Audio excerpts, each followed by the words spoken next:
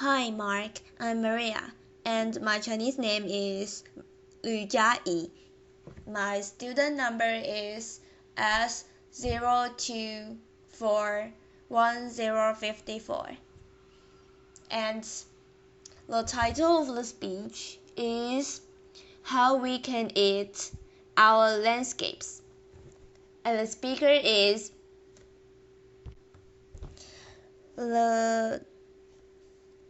The speaker is Pam Warhurst,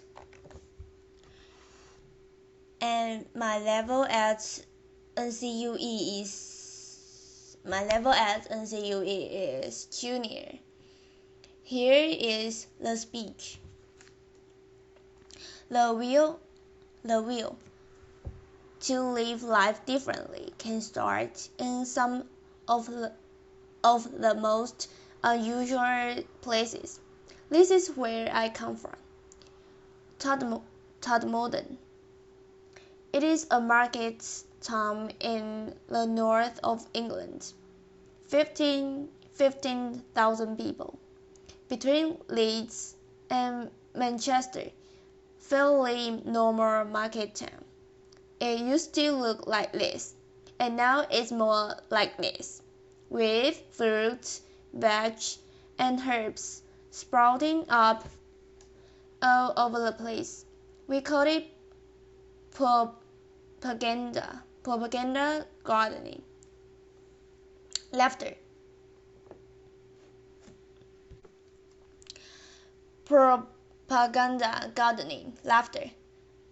Corner road railway station car park. Front of a health center. People's front gardens. And even in front of the police station. Laughter. We have got edible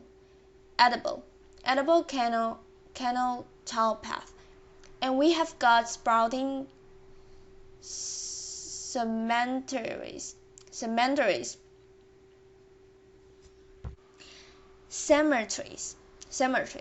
The soil is extremely good. Laughter. We have even invented a new form of tourism. It's called vegetable tourism, and believe it or not, people come from all over the world to poke around in our raised bed, even when there's not much growing. Laughter. But it starts a conversation. Laughter.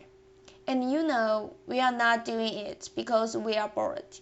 Laughter. We are doing it because we want to start a revolution. We try to answer this simple question. Can you find a unifying language that cuts across age and income and culture that will help people themselves find a way of living, a new way of living, see spaces around them differently, think about the resources they use differently, interact differently? Can we find that language? And then can we replicate those actions? And the answer would appear to be yes. And the language would appear to be food. So 3.5 years ago, a few of us sat around a kitchen table, and we just invented the whole thing. Laughter, applause. We came up with a really simple game plan that we put to a public meeting. We did not consult. We did not write a report. Enough of all that. Laughter. And we settled that public meetings in Todmorden. Look, let's imagine that our town is focused around 3 plates. A community plate, the way we live our everyday lives. A learning plate, what we teach our kids in school, and what new skills we share amongst ourselves. And business, what we do with the pounds in our pockets, and which business we choose to support. Now let's imagine those plates agitated with community actions around food. If we start one of those community plates spinning, that's really great. That really starts to empower people. But if we can then spin that community plates with the learning plates, and then spin it with the business plates, we have got a real show there. We have got some action theater. We are starting to build resilience ourselves. We are starting to reinvent community ourselves. And we have done it all without a flipping strategic document. Applause. And here's the thing as well. We have not asked anybody's permissions to do this. We are just doing it. Laughter. And we are certainly not waiting for that check to drop the letterbox before we start. And most importantly of all, we are not daunted by the sophisticated arguments that say these small actions are meaningless in the face of tomorrow's problems, because I have seen the power of small actions, and it is awesome. So back to the public meeting. Laughter. We put that proposition to the meeting 2 seconds, and then the room exploded. I have never experienced anything like that in my life, and it's been the same in every single room, in every town that we have ever told our story. People are ready and respond to the stories of food. They want positive actions they can engage in their bones.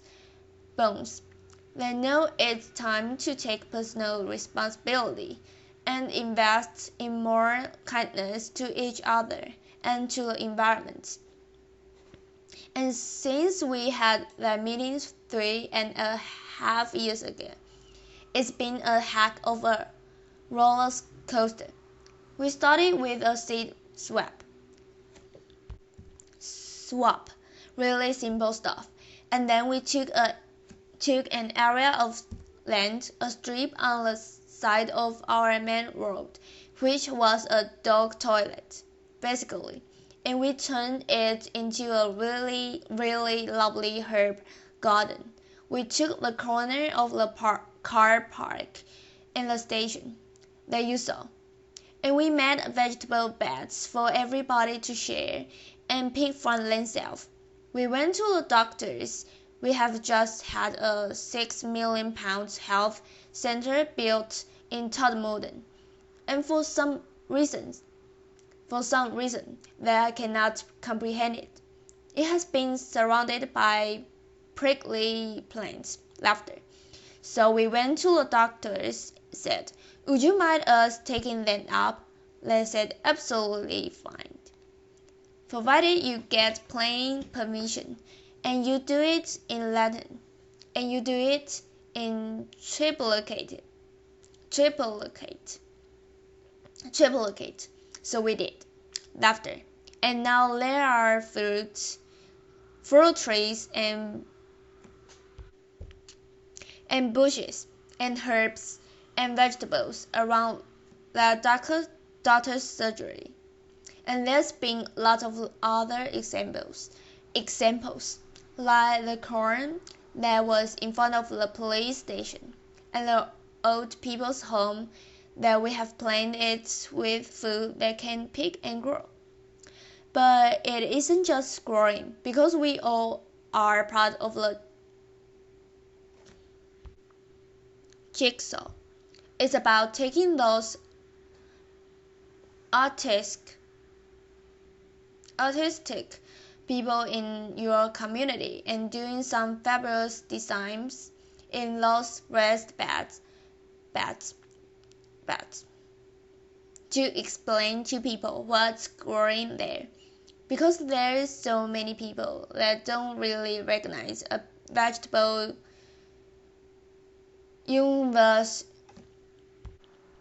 unless it's in a bit of plastic with a bit of an instruction packet on the top left. So we have some people who designed these things. If it look like this, please don't pick it. But if it look like this, help yourself. This is about sharing and investing in kindness. And for those people that don't want to do either of those things, maybe they can cook. So we pick them seasonally, and then we go on the street, or in the pub, or in the church, or whenever people are living their lives. This is about us going to the people and saying, we are all part of the local foods jigsaw. We are all part of a solution. And then, because we know we have got vegetable tourists, and we love them to bits, and they are absolutely fantastic, we thought, what could we do to give them an even better experience? So we invented, without asking, of course, the incredible edible green root. And this is a root of exhibition gardens, an edible towpath, and bee-friendly sites, and the story of pollinators, and it's a route that we designed that takes people through the whole of our town, past our cafes,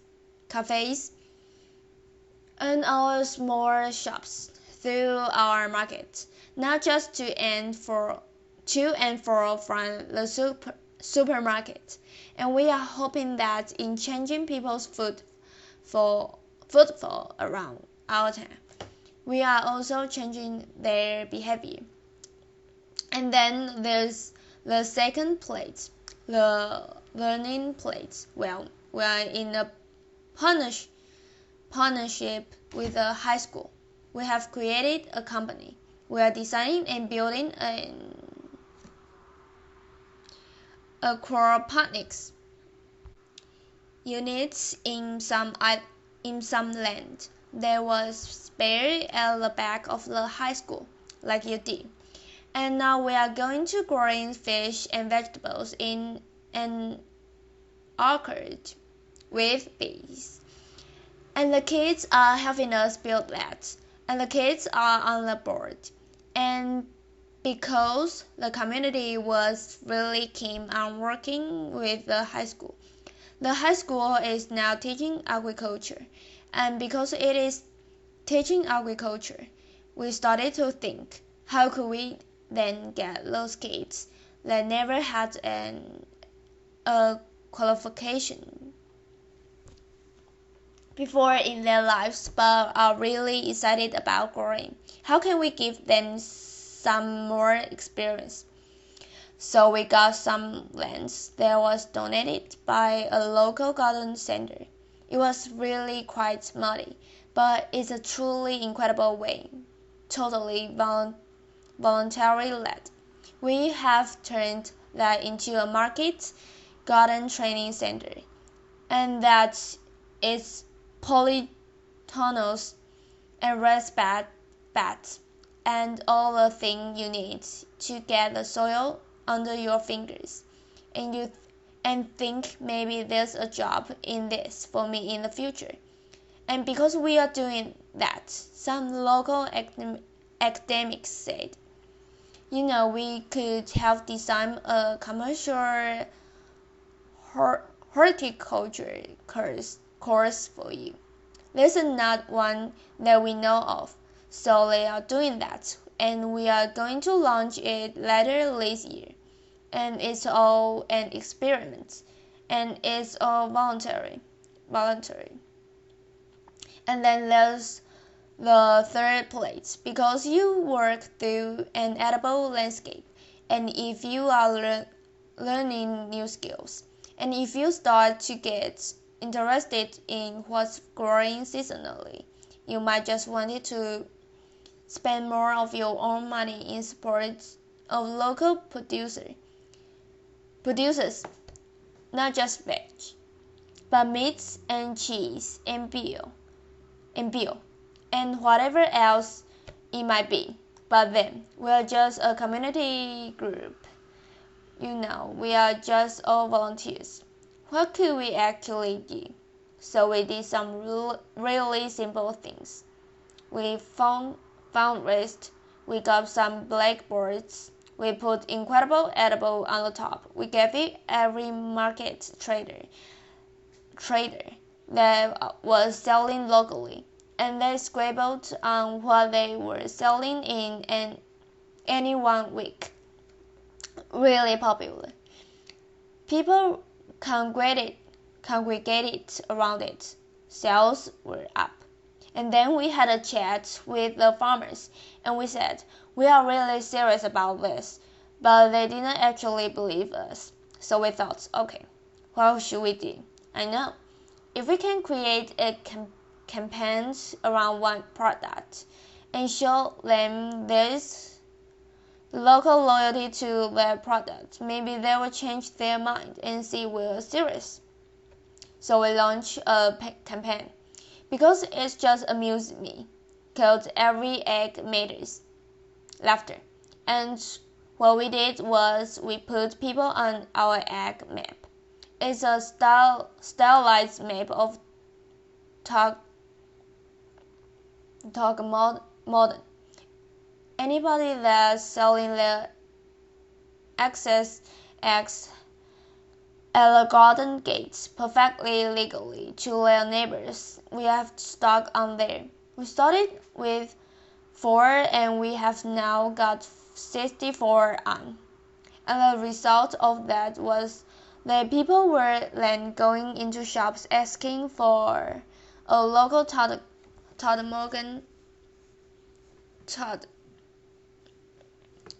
modern egg. And the result of that was some farmers upped the amount of logs they got of free-range birds, and then they went on the meat birds. And although these are really, really small steps, the increasing local economic confidence is starting to play out in a number of ways. And we now have farmers doing cheese, and they have upped their flocks and real breed pigs. They are doing pasties and pies, and things that would have never done before. We have got increasing market stalls selling local food. And in the survey that local students did for us, 49% of all food traders in that town said that their bottom line had increased because of what we were actually doing. And we are just volunteers, and it's only an experiment. Laughter.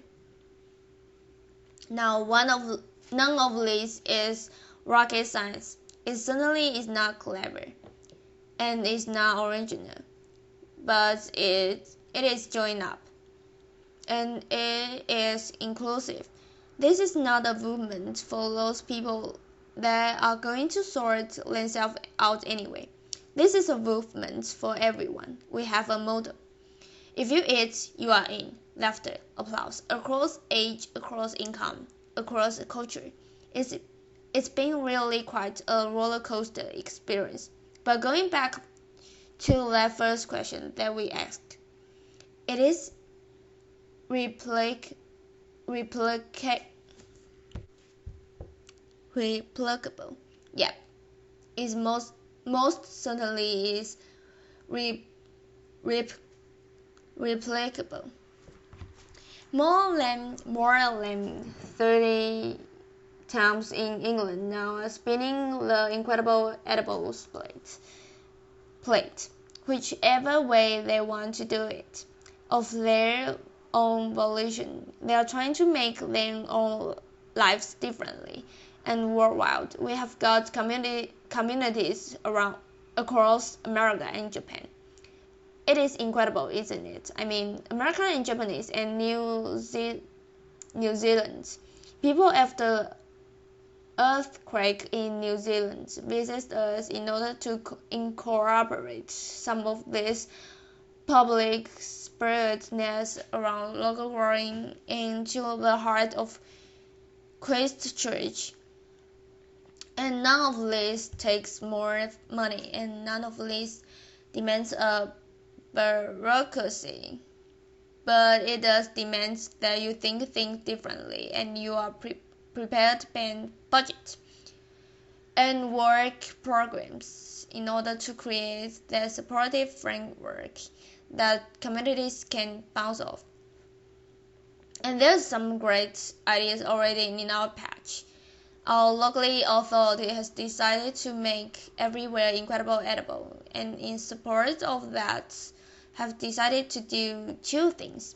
First, they are going to create an assets register of spare land that they have got, put it in a food bank so that communities can use that wherever they live, and they are going to underpin that with a license. And then they have said to every single one of their workforce, if you can help those communities grow and help them maintain their spaces. Suddenly, we are seeing action on the ground from local governments. We are seeing this mainstream. We are responding creatively at last to what real demanded of us. And there's a lot of more you could do.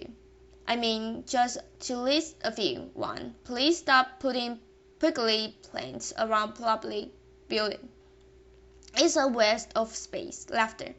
Secondly, please create edible landscapes so that our children started to walk past their food day in, day out on our high streets, in our parks, wherever they might be. Inspire local planners to put the food sites at the heart of town, and the city plan not to relegate them to the edges of the settlements that nobody can see. Encourage all our schools to take this seriously. This isn't a second-class exercise. If we want to inspire the farmers of tomorrow, then please let us say to every school, create a sense of purpose around the importance to the environment, local food and soil. Put that at the heart of your school culture, and you will create a different generation. There are so many things you can do, but ultimately this is about something really simple. Through an organic process, through an increasingly recognition of the power of small actions, we are starting, at last, to believe in ourselves again, and to believe in our capacity, each and every one of us, to build a different and kinder future. And in my book, that's incredible. Thank you. Applause. Thank you very much. Applause.